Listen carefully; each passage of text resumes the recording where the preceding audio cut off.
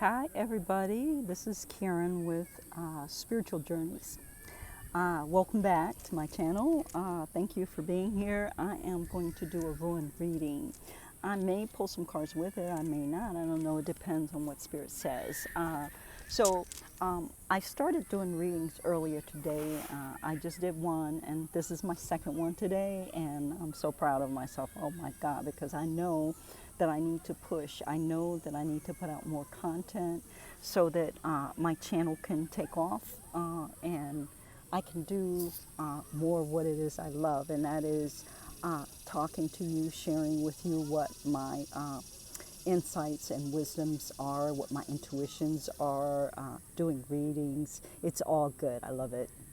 Anyway, so I'm going to start by pulling a ruin from my ruin bag. Uh, and the ruin is woohoo, Fehu. Fehu. It's like a F going up. And it is the ruin of cattle, the ruin of wealth, potential wealth. I'm going to pull the book and look it up from there because I want to go in on this. Fehu is like a very, very auspicious ruin.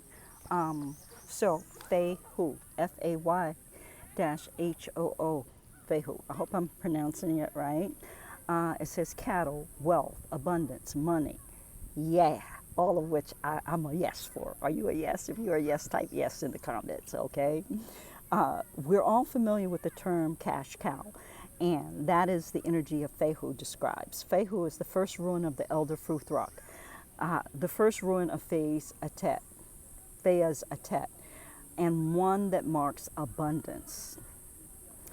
Fehu literally translation is cattle. And in ancient times, especially before the onset of using gold and silver for currency, there was no more prestigious sign of wealth and abundance than cattle. And I have to say, at the prices of freaking beef today, it may be the same right now, because beef is off the hook in the grocery store in terms of how much it costs. And don't try to get grass-fed, okay, or free range. Forget it. I can't afford it at this point. Or cancel. How can I afford that, Spirit?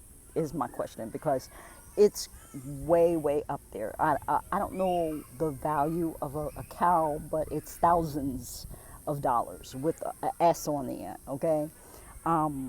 When I was a little girl and my father came from a farming family, my dad lived in DC and the farm was in North Carolina where his mom lived, and he would go and they would slaughter a cow and he would take half of the cow, have it frozen, bring it up to DC. And he would not shop in the grocery stores. I don't blame him, because at least by slaughtering your own cow, you know where that cow's been, the treatment it got, how it got to where it is, and it was a lot cheaper than buying piece by piece at the grocery store, and it still is. So if you can afford to, and you eat meat, if you can afford to buy a quarter of a cow or a half of a cow or a quarter of a pig or a half of a pig and freeze it, do that, because you're going to save yourself a ton of money.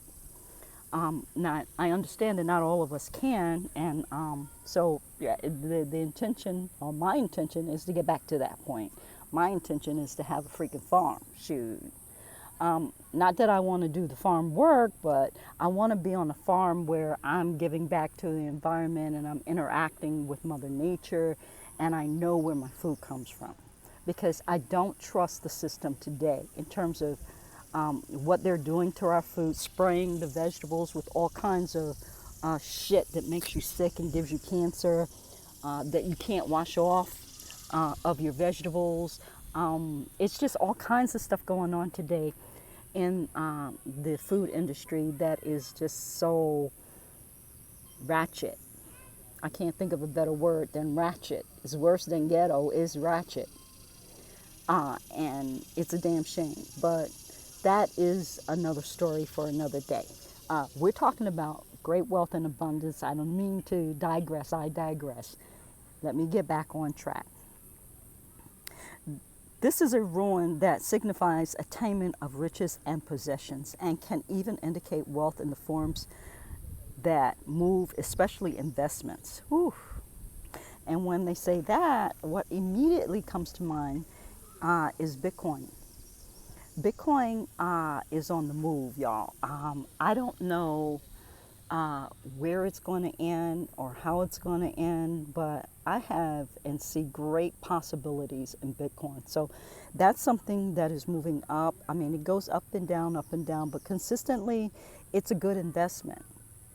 I put not a lot of money into Bitcoin a long time ago, like 40, I'm not sure, $40, $70, and it has increased quite a bit. Yeah, Bitcoin is an investment you might want to look at. But if you do look into Bitcoin, also educate yourself about Bitcoin, how to truly invest in, and what you need to do to keep your investments safe, because it's not a simple thing. It's something that requires education and research on your part. You have to be accountable and responsible, because basically you're the bank. You're responsible for the security, for the safety, and for the growth of your money when you deal with Bitcoin. And I think that's a good way to be, because who could better take care of your money than you? We don't think like that. We're not raised to think like that. But truly, who cares more about your money than you do? Nobody. So anyway, Bitcoin investment, money that moves. It could also mean something like the flowing, when you talk about money moving, the exchange of money. So say you buy a bunch of investment properties and you rent them out, and you get rent, and you pay the mortgage, and you pay the bills, and you manage that property. Well, there's an exchange there for your effort, for your management, for your overseeing of those properties. You get money. It's flowing to you and it's flowing away from you, both in the way that you give it out and that you take it in. So it could be many different ways that money can move and flow. The point is, we want it to move and flow in our direction, and then we want to be able to expend some of that money in the community's direction, so that we're also being assistance to other people, not just ourselves. We need to create an ecosystem that is more inclusive and supportive of our community, especially in brown and black people's communities. The Asians have no problem with it.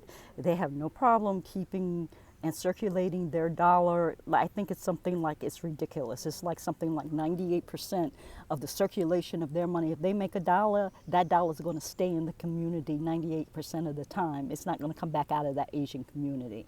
But us as black folk, or us as people of brown people, no, we make a dollar and it goes right back into the European community. It goes right back into the big banks, back into, or should I say, out of our community is the point. Doesn't matter where it goes, is not back to us.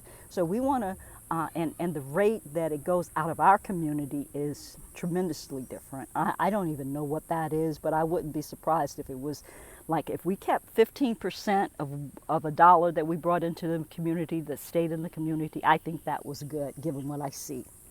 I used to operate in commercial real estate. And there's a lot of money to be made in commercial real estate. And in fact, it's a good old boy system. It still is to this day. I don't care what they say. And so you have these commercial realtors coming into these brown and black people communities, making deals, moving in and out of the community, and you never even knowing that it was done. And they don't contribute a dime back into the community. They come in, they make a deal, they sell a church, they sell a store, a grocery store, or whatever it is. They take the money out, and they don't even feel like they have to a responsibility to contribute anything back to that direct community. That's a damn shame, and that's a shame on our part as people of color, that we don't demand that those people do that, because the amount of money that they're making is obscene.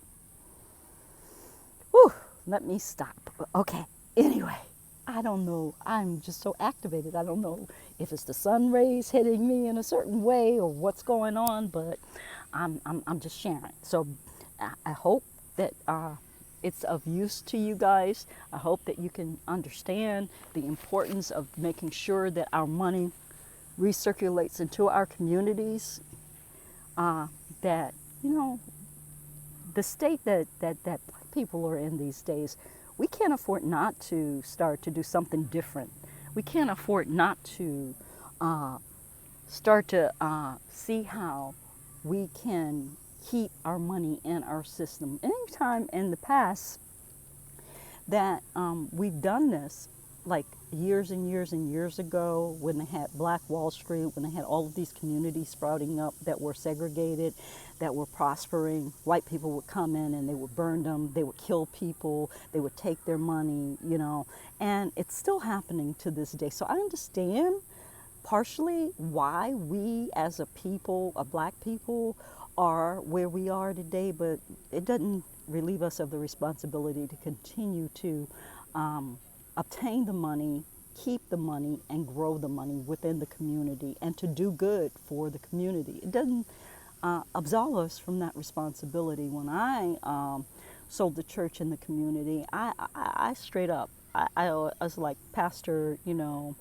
I'm going to tie 10% of this commission back to your church, because it was important to me that they know that I wasn't just trying to make money off of the community and walk away and not care about, you know, basically anything that had to do with the community or any of the efforts that the church was making. I was a Christian. You know, I became a member of the church. I tithed. I kept my word. I had a great deal.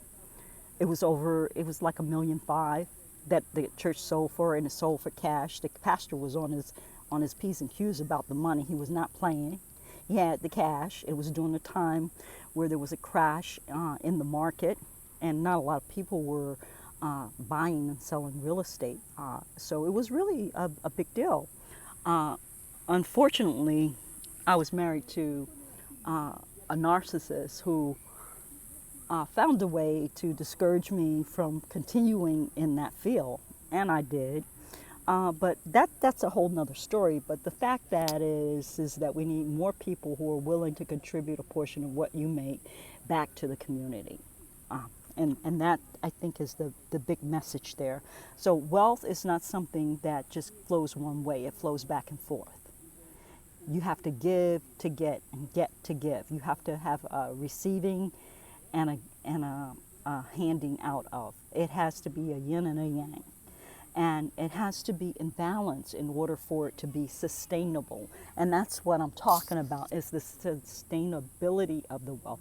It's nice to have wealth, it's nice to get wealth, but if you can't sustain it, it doesn't matter, because your children's children are still going to be up the creek without a paddle. They won't have anything when it's time for them to make a difference in this world. They'll have to struggle. Why would they have to struggle if you're struggling and you make it? Why wouldn't you want to prepare for a future for your grandchildren and your great-grandchildren that's going to be one where they don't have to struggle, and where if they don't do anything, then at least you know it wasn't because they didn't have a house or because they didn't have good health care or could not afford it. At least you know you did enough to make sure that the foundation was there for them to have the best opportunity in their life to do something bigger and better than what you did. That's my vision of what's going on. So that's Fehu. Fehu greatly increases productivity and abundance in your life. To bring energy of Fehu into your life, you can chant it as you are working or acting in any way that helps bring about abundance. Incredible. Inscribe Fehu in a gold ink on the inside of your checkbook or on a slip of paper to tuck away in your wallet, purse, or whatever you keep. And basically, Fehu, when they're talking about this kind of magic, what it is a vibration. Everything is a vibration. Songs vibrate, your voice vibrates, so do written words. Everything has a vibration, and Fehu is one of abundance. And so they're saying, hey, if you want this vibration to attract it, put it somewhere near you, close to you, on you, so that you have a better opportunity to send out that vibration and have it revert back to you. That's fantastic, I think. I think it's just awesome. So on to the next ruin. Okay, this is a wild card. That ruin, it's really a marble that I got from my grandson that I threw into my ruins because if I lose one of the ruins, I substitute that for it. But I haven't. So it's a wild card. It's kind of like a double wild card. So you can choose and pick. Like if you could reach your hand into the bag, like I reached into this bag and got the wild card, you could do that. You have an opportunity to make a wish. You have an opportunity to create out of nothing something that is really important to you that you want. So that's the message of the wild card. And also that things may just pop into your life unexpectedly. You may hit the lotto. You may, in terms of wealth, wound up getting great abundance from somewhere that you didn't even know that you had abundance or that it was coming from. It came out of, left field. You just didn't never see it coming. You may marry a rich man for all you know. You don't know. But at any rate, that's the wild card. And the last one again, I went back and I pulled again, and oh my God, did I say double? Did I say double? It's Fehu again. I pulled it again. So this reading is about Fehu and Fehu only.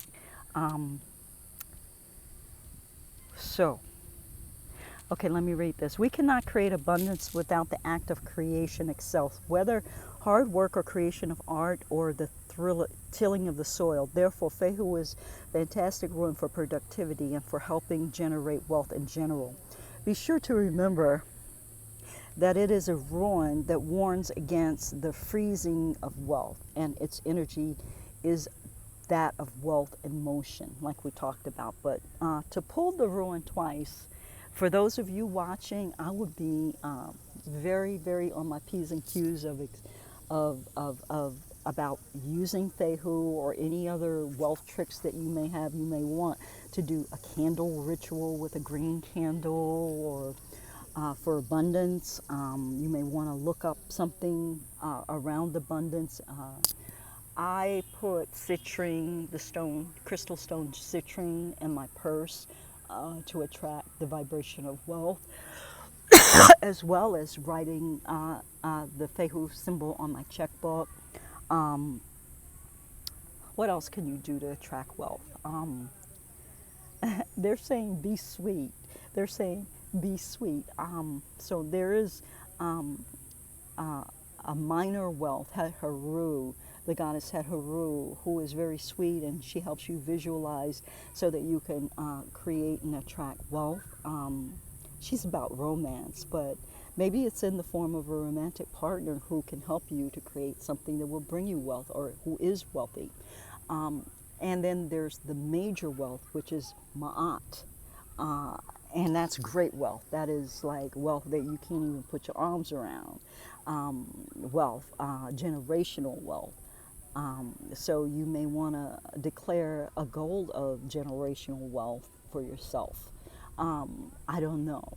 But do give wealth some thought. You might want to do a vision board around wealth. You may want to go through magazines and pick out pictures of things that you would do and places you would go and foods that you would eat if you were wealthy. So there's so many ways that you can do this, but it really is about creativity. It's about your willingness to go outside of the box and to imagine what it is you want and to manifest it. As you pray or as you do spiritual work, you could infuse within your aura, or have someone who knew how to do this, the symbol of Fehu in your aura.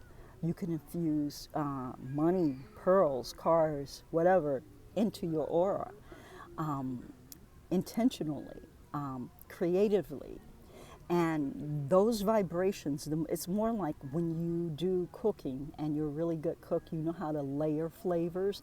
So I may have something that calls for garlic. Well, I may use crushed garlic because it's a very strong flavor versus chopped garlic, which is a little milder flavor, versus garlic, dried garlic, which is another level of flavor. So I'll use a raw garlic in whatever form I choose, and then I'll use a powdered garlic in whatever, and then I may even do a dried flaky garlic.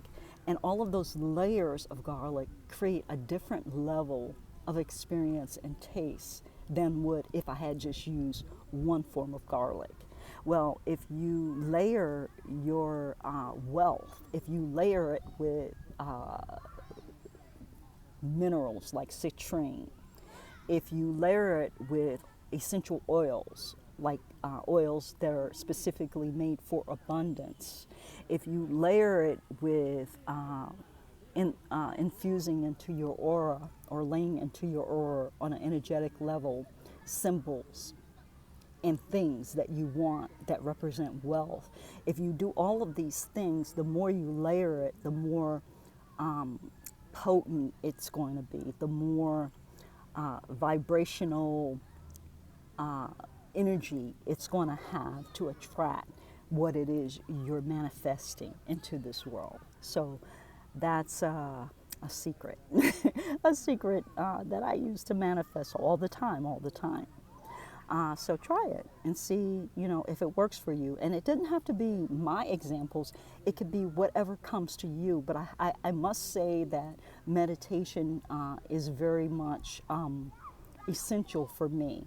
Whenever I'm manifesting something or wanting to, bring something down from the 5D, I need to clear my mind. I need to quiet my mind so that I can allow Spirit to show me how and where and what to do. And I start getting these images of what I should do. Every time when I go to build an altar, I don't build altars by the book. It's not an instruction, you do this, this, and this. No, it's, okay, I meditate, I get in a space where I cleanse the space, and then I start and I ask Spirit, okay, is this something that is appropriate?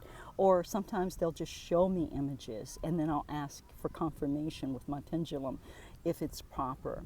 And then I'll either, based on the vibration I get back, I'll use it or I won't.